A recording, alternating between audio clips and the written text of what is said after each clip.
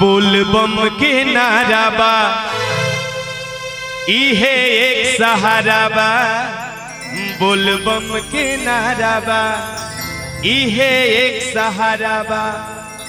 हाथी ना घोड़ा ना कवनो सवारी, हाथी ना घोड़ा ना कवनो सवारी। अब पैदल ही आइबो तोर दुआरी हे भोलेनाथ, पैदल ही आइबो तोर दुआरी।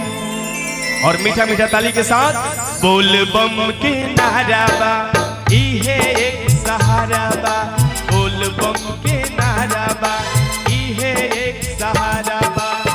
हाथी ना घोड़ा ना कवनो सवारी, हाथी ना घोड़ा ना कवनो सवारी। पैदल ही आइबो तोर दुआरी हे भोलेनाथ, पैदल ही आइबो तोर दुआरी। हाथी ना घोड़ा ना कवनो सवारी, हाथी ना घोड़ा ना कवनो सवारी। पैदल ही आइबो तोर दुआरी हे भोलेनाथ, पैदल ही आइबो तोर दुआरी।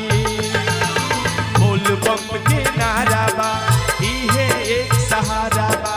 बोलबम के नारा बा इहे एक सहारा बा।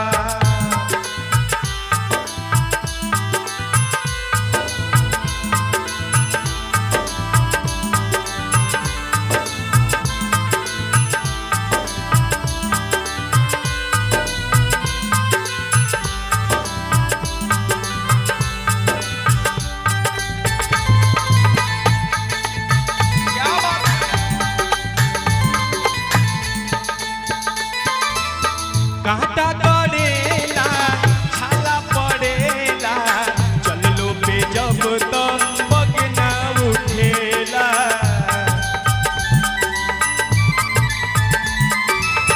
कांटा गड़ेला छाला पड़ेला, चललो पे जब तो पग ना उठेला। चललो पे जब तो पग ना उठेला। लागेला खुद ही हो, लागेला खुद ही रास्ता चलेला, लागेला खुद ही रास्ता चलेला। पाय ऐसन महिमा तोहारी हे भोलेनाथ, पाय ऐसन महिमा तोहारी। हाथी ना घोड़ा ना कवनो सवारी, हाथी ना घोड़ा ना कवनो सवारी।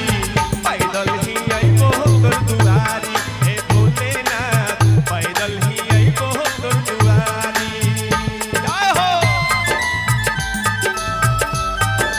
क्या बात है, प्रेम से बोलिए शंकर भगवान की।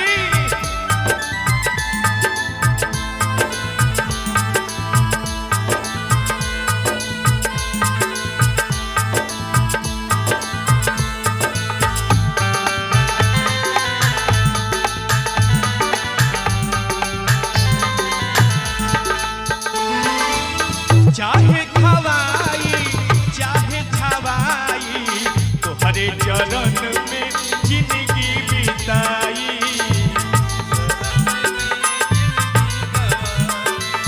चाहे खवाई चाहे छवाई, तोहरे चरण में जिंदगी बिताई। तोहरे चरण में जिंदगी बिताई। ना तोहरा जैसन केहू बदानी, ना तोहरा जैसन केहू बदानी।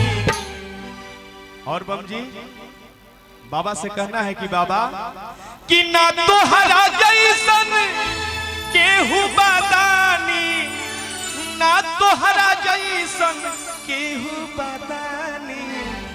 ना हमरा जैसन भिखारी